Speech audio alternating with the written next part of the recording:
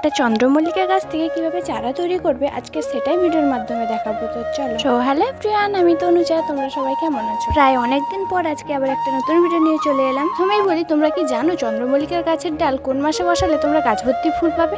সেটা হচ্ছে মে। হ্যাঁ, মে জুন মাসে তোমরা যদি চন্দ্রমল্লিকার ডাল কেটে গাছ বসাও তাহলে ওই গাছগুলোকে খুব সহজেই বাঁচাতে পারবে, আর ঠান্ডার সময় ওই গাছ থেকে প্রচুর পরিমাণে ফুল পাবে। তোমরা এখানে যে চন্দ্রমল্লিকার গাছটি দেখতে পাচ্ছ, এটা প্রায় 2 বছরের গাছ, তবুও দেখো গাছটিতে কত গ্রোথ আছে। আমি প্রথমে এই গাছের ডালগুলো কেটে দিয়েছিলাম, আর তারপরে দেখো কত ছোট ছোট ডাল বেরিয়েছে। আর হ্যাঁ, তোমরা যারা আজকে আমার ভিডিওতে প্রথম, তারা চ্যানেলটিকে সাবস্ক্রাইব করে নিও এরকম সুন্দর সুন্দর মিনি ব্লগ দেখার জন্য। তোমরা এই কথাটা কি বিশ্বাস করবে যে এটা একটা মাদার প্ল্যান্ট? হ্যাঁ সত্যি, তোমরা বিশ্বাস করো আর না করো, এটা একটা মাদার প্ল্যান্ট। আর এই মাদার প্ল্যান্ট থেকে খুব সহজে অসংখ্য চারা তৈরি করা যায়।